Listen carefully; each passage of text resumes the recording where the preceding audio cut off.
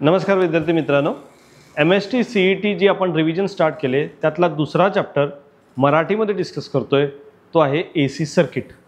AC सर्किटमध्ये जे main article आहेत ते कुठले कुठले समजून घेऊया आणि ज्याच्यावर क्वेश्चन MST CET मध्ये विचारले जातात। त्यातला पहिला पॉइंट आहे फंडामेंटल्स ऑफ AC, म्हणजे AC सप्लाय आणि त्याच्या basic property, time period, frequency, RMS, पीक, ह्या सगळ्या गोष्टी आपण यामध्ये डिस्कस करणार। दुसरा पॉइंट म्हणजे हा जो AC सप्लाय आहे त्याला रेजिस्टर, कॅपॅसिटर, इंडक्टर हे सगळे जोडल्यानंतर ते कसं बिहेव करतं हे आपण समजून घेणार। त्याच्यानंतर RLC सर्किट म्हणजेच इम्पिडन्स सर्किट सुद्धा यामध्येच डिस्कस करणार आहे। नंतर LC ऑसिलेशन स्पेशल केस आहे ती समजून घेणार आणि लास्ट ज्याच्यावर मॅक्झिमम टाइम क्वेश्चन विचारला जातो that is resonance, series resonance, parallel resonance. एवढा पार्ट कव्हर झाला की नवीन पार्ट यामध्ये ॲड झाला आहे क्वालिटी फॅक्टरचा। हे जर आपण सगळं डिस्कस केलं तर MST CETचा AC सर्किट हा चॅप्टर आपला व्यवस्थित पूर्ण होतोय। स्टार्ट करूया आपण फंडामेंटल्स पासून। फंडामेंटलमध्ये पहिला पॉइंट येतो करंट आणि व्होल्टेजचं इक्वेशन। हा चॅप्टर संपेस तोपर्यंत इक्वेशन बदलणार नाही।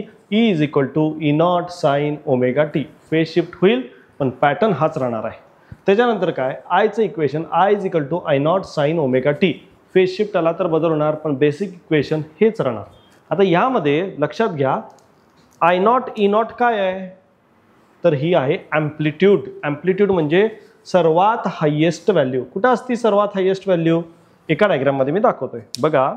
ही जर एक साइन वेव्ह दाखवली मी तर याला म्हणतात ॲम्प्लिट्यूड। मग याला तुम्ही I0 म्हणा किंवा E0 डिपेंड करतं की ती कशाची वेव्हफॉर्म आहे, पण ही झाली amplitude. Sine represent the shape, cos असतं तर कॉस काढलं असतं। ओमेगा, ओमेगा म्हणजे त्याची फ्रिक्वेन्सी आहे, ओमेगा टी अँग्युलर फ्रिक्वेन्सी म्हणतोय आपण त्याला, ती रिप्रेझेंट केले। हे दोन बेसिक इक्वेशन आहेत महत्त्वाचे। आता काय होतं माहिती का, आपल्याला बाय डिफॉल्ट, मी पुन्हा सांगतोय नीट समजून घ्या, बाय डिफॉल्ट कुठल्याही क्वेश्चनमध्ये RMSच व्हॅल्यू दिलेली असते। म्हणजे आता आपल्या घरात येणार सप्लाय आपण म्हणतो 230 व्होल्ट आहे। हा 230 व्होल्ट जेव्हा आपण म्हणतो तो सुद्धा RMSच आहे, तो पीक नाही आहे। मग पीक काढावा लागतो, शोधावा लागतो। मग जर आपल्याकडे ERMS असेल म्हणजे 230 व्होल्ट असेल तर पीक कसं काढायचं? ERMS = E0/√2। आता √1/√2 ची व्हॅल्यू थोडीशी पाठ करून ठेवा, MCQ सोडवताना मदत होईल। यस 0.707 ही 1/√2 ची फिक्स व्हॅल्यू आहे, ती बदलणार नाही। IRMS असेल, ERMS असेल, फॉर्म्युला तोच राहणार I0/√2 आणि इथं E0/√2। आता ॲव्हरेज किती असतं एखाद्या सायकलचं? एखाद्या सायकलची ॲव्हरेज जी आहे ती 0 असते, कारण जितकं पॉझिटिव्ह तितकंच निगेटिव्ह, म्हणून ॲव्हरेज झालं 0। आपण त्याचा ॲव्हरेज काढत नाही। किंवा तुम्हाला असं विचारलं की एखाद्या सायकलचं ॲव्हरेज किती तर तुम्ही म्हणायचं आहे 0। पण माणूस काय जे येत नाही त्याच्याच मागे लागतो। म्हणजे आता आपल्याला ॲव्हरेज मिळत नाही तर आपण ॲव्हरेज काढणार आहे, मग कोणासाठी काढायचा? हाफ टाईमसाठी। अर्ध्या सायकलसाठी ॲव्हरेज किती असं जर विचारलं तर तुम्ही सांगायचं 2I0/π। या बेसिक फॉर्म्युलांना लक्षात ठेवा, यावर एक क्वेश्चन येऊ शकतो। आपण जेव्हा प्रॉब्लेम प्रॅक्टिस करणार आहे तेव्हा हे सर्व डिस्कस करणार आहे, परंतु सध्या बेसिक फॉर्म्युले मी पुन्हा सांगतो, हे दोन फॉर्म्युले विसरायचे नाहीत। हे कोणासाठी? हाफसाठी आहे। IRMS, ERMS लक्षात ठेवायचं, विसरायचं नाही। त्यानंतर टाइम पिरियड आणि फ्रिक्वेन्सी जर माहीत नसेल तर सांगतो T = 1/f। आता फ्रिक्वेन्सीचं असं रिलेशन आहे की काही पार्ट 1 मध्ये n लिहितात, पार्ट 2 मध्ये f वापरलं जातं। मग टोटल टाइम पिरियड म्हणजे काय असतो? बघा माझं लेक्चर हे 1.5 तासाचं आहे, 1.5 तास झाला टोटल टी, त्यातला माझा 10 मिनिटाचा पार्ट झालेला आहे, म्हणजे झालं स्मॉल टी। स्मॉल टी म्हणजे त्या घटनेतला, त्या सिस्टीममधला छोटासा पार्ट। कॅपिटल टी म्हणजे ती घटना पूर्ण झाल्यावर लागलेला वेळ। हे बेसिक फॉर्म्युले आहेत। लेक्चर जसं जसं होत जात आहे तसं नोट करणं गरजेचं आहे। तुम्ही नोट करा, प्रॅक्टिस करा। पुढच्या पार्टमध्ये आपण RLC आणि AC सप्लाय डिस्कस करणार आहे। पुढचा पार्ट आहे AC supply with register, AC supply with capacitor, AC supply with inductor. म्हणजे काय माहिती का, AC सप्लाय आपल्याला कळाला, तो अल्टरनेटिंग आहे, त्याला टाइम पिरियड आहे, त्याला फ्रिक्वेन्सी आहे, त्याला RMS व्हॅल्यू आहे, त्याला जोडायचं रजिस्टर बरोबर आणि काय होतंय ते बघत बसायचं। चला बघूया। रजिस्टरला AC सप्लाय जोडला, मी सांगितलं होतं चॅप्टर संपेस्तोपर्यंत Eचं इक्वेशन बदलणार नाही। E = E0 sin ωt। Register हा काय माहिती का, एक पॅसिव्ह कॉम्पोनंट आहे। म्हणजे तुमच्या स्कूलच्या बाहेर जेव्हा स्पीड ब्रेकर असतं ते वाहनांना पूर्णपणे थांबवण्यासाठी नसतं, हे कशासाठी असतं तर त्याची गती कमी करण्यासाठी. तसंच रेझिस्टन्सचं काम काय, resistance opposes to the flow of current. वाहत जाणाऱ्या जोरात करंट जो चाललाय त्याचा स्पीड कमी करण्यासाठी आपण रेझिस्टर वापरतो. त्यामुळं त्याच्यामध्ये फेज शिफ्ट वगैरे असं काही येत नाही. म्हणजे I = I0 sin ωt equation तसंच राहणार आणि I0 साठी फॉर्म्युला वापरायचा E0/R. ह्याच्यामध्ये इम्पिडन्स किंवा रिॲक्टन्स असा सध्या तरी प्रकार येत नाही. काही जण लिहितात Z = R, पण R आहेच आहे ना, रेझिस्टिव्हच आहे, त्यामुळे काही फरक पडत नाही. एवढे फॉर्म्युले रेझिस्टरसाठी सफिशियंट आहेत. आता आपण इंडक्टरसाठी येऊया. प्युअर इंडक्टर सर्किट असेल तर लक्षात घ्या त्यामध्ये रिॲक्टन्स असतो, कारण इंडक्टरची प्रॉपर्टी एनर्जीला स्टोअर करणं. म्हणजे तो एनर्जी स्टोअर करतोय. जर एनर्जी स्टोअर करतोय तर त्याला रेझिस्ट कोणतं तरी करतोय आणि तो रेझिस्टिव्ह जो आहे तो आहे रिॲक्टन्स. रिॲक्टन्सचं पण युनिट तेच आहे ओहम. ह्याचं पण युनिट आहे ओहम, बरोबर. मग एक्सेल जो आहे ω/L आहे. ओमेगाची व्हॅल्यू तुम्हाला माहित पाहिजे. ओमेगाची व्हॅल्यू असती 2πf, जी की बदलणार नाही. म्हणजे 2πf ला जर इंडक्टर व्हॅल्यू मल्टिप्लाय केली तर रिॲक्टन्स मिळतो आणि इथं रेझिस्टन्स नाही आहे ना, म्हणून I0चा फॉर्म्युला बदलतो E0/XL. लक्षात ठेवायचा. बाकी इथं काहीतरी सर बदल झालाय, समजून सांगतो, लक्षात घ्या. E = E0 sin ωt आणि I मध्ये असा बदल झालाय की करंट π/2 नी मागं राहिलाय. मग का मागं राहिलाय, काय राहिलंय ह्याच्याबद्दल मी बोलणार आहे. सध्या एवढंच होऊ दे. हे दोन इक्वेशन कळालेत, पुढे जातोय मी. जसं आता आपण इंडक्टरला बघितलं तसं कपॅसिटरला पण जोडू शकतो.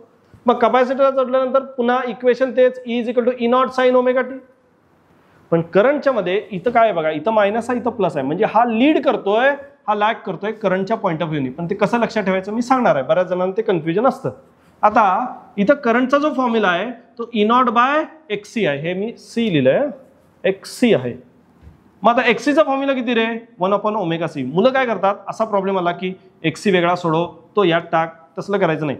XC इथं टाकलं ना I0चा फॉर्म्युला वेगळा बनतो, कारण हा डिवाइडचा डिवाइड वर जाऊन मल्टिप्लाय होतो. त्यामुळे ओमेगाची व्हॅल्यू पुन्हा तीच 2πf. आता मुद्द्याकडे येतो. मी तुम्हाला म्हटलं होतं हा काहीतरी एक फरक आहे फेजरचा. तो काय फेजरचा फरक आहे आणि तो लक्षात कसा ठेवायचा, तर मी एक शॉर्टकट मेथड सांगणार आहे. तुम्ही लक्षात ठेवायचं आहे. C मध्ये C काय म्हणायचं, C मध्ये C म्हणजे काय, कपॅसिटरला करंट लीड करतो. जर कपॅसिटरमध्ये करंट लीड करत असेल तर लॅग कोण करणार, व्होल्टेज. त्याच्या उलट काय होणार आहे इंडक्टरमध्ये, म्हणजेच इंडक्टरमध्ये व्होल्टेज लीड करणार आणि कपॅसिटर लॅग करणार. हे सगळं लक्षात ठेवायचं असेल तर एक लक्षात ठेवायचं, C मध्ये C म्हणजे कपॅसिटरच्या वेळेस करंट हा लीड करतोय. आत्तापर्यंत आपण RLC हे प्युअर सर्किट शिकलेत, सेपरेट सर्किट शिकलेत. आता ह्यांचं कॉम्बिनेशन म्हणजे RLCचं कॉम्बिनेशन सर्किट आता आपण शिकणार आहोत. AC सप्लाय विथ रेझिस्टर झाला, AC सप्लाय विथ इंडक्टर झाला, AC सप्लाय विथ कपॅसिटर झाला. आता तिघं सोबत, म्हणजे इंडक्टर त्याचं काम करणार, कपॅसिटर त्याचं काम करणार आणि रेझिस्टर बघत बसणार, कारण तो पॅसिव्ह आहे, तो काही करत नाही. तो फक्त रेझिस्टरचा स्पीड कमी, करंटचा स्पीड कमी करतोय. मग आता डायग्राममध्ये आपण बघूया. मी सांगितलं होतं अख्खा चॅप्टर संपेपर्यंत पहिलं इक्वेशन बदलणार नाही. ते काय आहे, E = E0 sin ωt. आता अर्थ सांगणार नाहीये, आम्हाला तो अर्थ माहिती आहे. पुन्हा आता करंटमध्ये I = I0 sin ωt. मला माहित नाही ना इंडक्टरची व्हॅल्यू जास्त आहे का कपॅसिटर जास्त आहे, म्हणून मी इथं प्लस मायनस लिहिलंय की फेज शिफ्ट काय होईल, करंट लीड करेल का लॅग करेल हे आपल्याला माहित नाही आहे, त्यासाठी प्लस मायनस फाय दिलंय. आता त्यानंतर काय आहे, ह्याच्यामध्ये रेझिस्टर पण आलाय, इंडक्टर पण आहे, कपॅसिटर आहे. त्यामुळे रिॲक्टन्स जो आहे तो दोघांचा कन्सिडर करावा लागेल, याचा पण याचा पण. म्हणून इम्पिडन्सचा फॉर्म्युला बनलाय √R² + XL - XC². NCERT मध्ये हे उलट दिले, XC - XL दिले. काय फरक पडत नाही, मध्ये मायनस आहे त्याचा स्क्वेअर करणार आहे. कुठल्याही गोष्टीचा स्क्वेअर केला की उत्तर प्लस येणार आहे, त्यामुळे घाबरून जाऊ नका. फॉर्म्युला हा वापरला तरी चालेल. आता I0 फॉर्म्युला बदललाय थोडासा. I0 = E0/Z. पहिल्यांदा R होता, नंतर XL झाला, नंतर XC झाला, आता Z झाला. परंतु तुम्हाला यांचं स्पेसिफिक व्होल्टेज जर विचारलं तर तुम्ही XC आणि XLच वापरायचं. प्रॉब्लेम सोडवताना मी तुम्हाला ते सांगणार आहे. आणि शेवटचा tan phi चा फॉर्म्युला आहे XL - XC/R. रिॲक्टन्सचे रिलेशन सगळे मी कव्हर केलेत, इम्पिडन्सचे रिलेशन सगळे कव्हर केलेत. इम्पिडन्सचा पण युनिट तेच ओहम. मॅक्झिमम LCR सर्किट आणि त्याच्या बेसिक गोष्टी मी यामध्ये कव्हर केलेत. आता यामध्ये स्पेशल केस आहे रेझोनन्स, तो पार्ट समजणं गरजेचं आहे. पुढचा पार्ट आहे आपला याचा रेझोनन्स. आता जेव्हा आपण रेझोनन्स म्हणतो तेव्हा रिॲक्टिव्ह कपॅसिटन्स आणि इंडक्टन्स यांची व्हॅल्यू सेम होती, म्हणजे XL = XC होतं. म्हणजे आपल्याला माहिती आहे सी मध्ये सी म्हणजे कपॅसिटर करंटला पुढे न्यायचा प्रयत्न करतोय, इंडक्टर काय करतोय व्होल्टेजला पुढे न्यायचा प्रयत्न करतोय. मग दोघांची व्हॅल्यू सेम झाली तर दोघांचा इफेक्ट सेम झाला आणि व्होल्टेज आणि करंट एकाच लेवलला परत येऊन पोहोचले, म्हणजे त्या दोघांचा इफेक्ट एकमेकाला कॅन्सल करतोय. युद्धामध्ये हा पण हरलाय दोघं एकमेकाला मारून टाकलेत, त्यांचा इफेक्ट कॅन्सल झालाय. तसं जर झालं तर राहिला फक्त आपला हिरो रजिस्टर. जर फक्त रजिस्टर राहिलाय तर काय होतं आपल्याला माहिती आहे, सर्वात महत्त्वाचं झेड बनणार आर. कहाणीमध्ये ट्विस्ट. आत्ता एवढ्या वेळ झेड काढत होतो आपण, आता झेडलाच आर म्हणून कन्सिडर करायचं आहे. असं जर झालं तर रेझोनन्स फ्रिक्वेन्सी काय बनते त्याचं डेरिव्हेशन आता दाखवत बसत नाही. रेझोनन्स फ्रिक्वेन्सीचा फॉर्म्युला आहे 1/2π√LC. अँग्युलरमध्ये पण लिहिता येते, पण पॅरलल असू दे सिरीज असू दे फॉर्म्युला बदलणार नाही, रेझोनन्स फॉर्म्युला हाच राहतो, ग्राफ मात्र बदलतो. आता काय माहिती का, सिलेक्टर किंवा एक्सेप्टर सर्किट असतं किंवा रिजेक्टर सर्किट असतं. रिजेक्टर म्हणजे काय, हा एक पार्ट तुम्हाला सांगायचा राहिला की वापरायचं कुठं सर, रेझोनन्स कुठं वापरायचं. तुम्ही जेव्हा रेडिओ ट्यून करता तेव्हा 91.1 मेगाहर्ट्झ जेव्हा ट्यून करताय म्हणजे त्याच फ्रिक्वेन्सीला तुम्हाला साऊंड ऐकू येतो. 91.2 लावलं तर ऐकू येतं पण थोडासा नॉईज ॲड होतो, म्हणजे ट्युनिंग यामध्ये फार महत्त्वाचं आहे. पुढचा पार्ट आपला ट्युनिंग असणार आहे. रेझोनन्स म्हणजे त्याच फ्रिक्वेन्सीला तोच आवाज ऐकणं. जेव्हा तुम्ही तुमच्या मित्राला कॉल लावता तेव्हा नंबर डायल करता, ती पण एक फ्रिक्वेन्सी आहे, त्या फ्रिक्वेन्सीला ट्यून होत आहे म्हणून त्याच मित्राला फोन लागतोय ज्याच्याशी तुम्हाला बोलायचं आहे. मग त्याचा फ्रिक्वेन्सीचा ग्राफ कसा आहे, इथं जर मी फ्रिक्वेन्सी दाखवली आणि इथं जर करंट दाखवला तर हा करंट मला मॅक्झिमम मिळतोय सिरीजसाठी. मी पुन्हा सांगतोय हा माझा ग्राफ सिरीजसाठी आहे आणि इथं करंट दाखवलंय. जर हेच पॅरलल असेल तर ग्राफ उलटा बनतो. लक्षात ठेवायचं, मिनिमम करंट येतो. हे पॅरललसाठी हे सिरीजसाठी. परत सांगतोय, हे सिरीज हे पॅरलल, भांडं असं भांडं असं, दोन्हीमध्ये फरक आहे. हा करंट आहे, हा फ्रिक्वेन्सीचा ग्राफ आहे. ह्याचा इम्पिडन्सचा ग्राफ विचारतात, अजून कन्फ्युजन करत नाही पण समोरच ड्रॉ करतो. याचा इम्पिडन्सचा ग्राफ कसा येणार, समजा आपण इथं रिॲक्टन्स किंवा इम्पिडन्स म्हणलं तर ह्याचा ग्राफ कसा येईल रे, हा वाढणार ना, म्हणजे काय होईल ह्याच्याबरोबर उलटा. हा झाला तुमचा इम्पिडन्स. Z=R. कधी, अरे इम्पिडन्स कमी आहे म्हणून करंट जास्त आहे. हे दोन्ही सिरीजचे ग्राफ आहेत. इम्पिडन्स कमी आहे म्हणून करंट जास्त आहे. इथला ग्राफ कसा येईल विचार करा, बरोबर उलटा. इम्पिडन्स जास्त आहे म्हणून करंट कमी आला आहे. मी पुन्हा सांगतोय, वरचे ग्राफ हे माझे सिरीजचे आहेत, खालचे ग्राफ पॅरललचे आहेत. तुम्ही जर MCQ बघितले तर तुम्हाला लक्षात येईल याच कन्सेप्टवर 5-6 वेळा प्रश्न आलेला आहे. कुठला ग्राफ आहे ओळखा, किंवा 3-4 ग्राफ मिक्स करतात, म्हणतात त्यातला पॅरललचा पिक करा, सिरीजचा पिक करा. ओळखता आलं पाहिजे. दोन्ही कन्सेप्ट महत्त्वाचे आहेत, हे फॉर्म्युले महत्त्वाचे आहेत. यावर क्वेश्चन आला तर मुलं सोडवत नाहीत. आपण प्रॉब्लेम सोडवताना बघणार आहे की ही रूटची व्हॅल्यू शॉर्टकट मेथडनं कसं काढायची. आत्ता नाही, आता आपण फक्त थेरी बघतोय. रेझोनन्समधला अजून एक छुपा पॉईंट आहे, तो आहे क्वालिटी फॅक्टर. एखाद्या सर्किट चांगलं ट्यून करतं हे कशावरून कळायचं, त्याचा क्वालिटी फॅक्टर चांगला असेल तर ते सर्किट चांगलं ट्यून झालेलं आहे. चांगल्या ट्यूनिंगचा अर्थ असा आहे की मी स्पेसिफिक फ्रिक्वेन्सी घेतल्यानंतर मला आउटपुट सिग्नल जास्त मिळतोय आणि बाकी सगळ्याला सिग्नल कमी मिळत असेल तर त्याचा क्वालिटी फॅक्टर जास्त आहे, असा त्याचा अर्थ आहे. बघूया आपण. Quality factor =1/R√L/C. रेझोनन्सच्याच रिलेटेड आहे, किंवा FR म्हणजे resonance frequency divide by bandwidth. Combine formula लिहिला म्हणजे तुम्हाला वापरायला यूज करायला बरं पडेल. यातून एक आपल्याला क्लिअर होते बघा, रेझिस्टन्सची व्हॅल्यू वाढली तर क्वालिटी फॅक्टर कमी होते. रेझिस्टन्सची व्हॅल्यू कमी झाली तर क्वालिटी फॅक्टर वाढणार आहे. म्हणजे जितका रेझिस्टन्स कमी, आता तुम्हाला या दोन ग्राफमध्ये मी विचारतो कोणाच्या रेझिस्टन्सची व्हॅल्यू कमी आहे, स्वाभाविक आहे ह्याची व्हॅल्यू कमी आहे, ह्याची व्हॅल्यू जास्त आहे. रेझिस्टन्स कमी म्हणजे क्वालिटी फॅक्टर जास्त, क्वालिटी फॅक्टर जास्त म्हणजे तो ग्राफ शार्प एकाच फ्रिक्वेन्सीला फक्त आउटपुट देईल, बाकी सगळ्याच देणार नाही. ह्याला म्हणतात रेझोनन्स किंवा क्वालिटी फॅक्टर कॅल्क्युलेशन. हे माहीत पाहिजे. क्वालिटी फॅक्टरच्या वेळेस VL/VR किंवा VC/VR पण लिहू शकतो आपण, म्हणजेच VL आणि VC दोन्ही सेम आहेत. ह्यामध्ये शार्प ग्राफ कुठला, हा ग्राफ आहे, कारण बाळांनो एका स्पेसिफिक फ्रिक्वेन्सीलाच फक्त आउटपुट मिळतंय, बाकीच्या वेळेस मिळत नाहीये. क्वालिटी फॅक्टरचे एवढेच फॉर्म्युले रेझोनन्सच्या रिलेटेड आपल्याला कामाला येतात. आता शेवटचा छुपा पॉईंट राहिला आहे तो म्हणजे पॉवर कॅल्क्युलेशन आणि पॉवर फॅक्टर. त्याबद्दल आपण समजून घेऊ. आणि AC सर्किट चॅप्टर इथं थोडक्यामध्ये आपण सगळ्या कन्सेप्ट रिवाइज केलेत.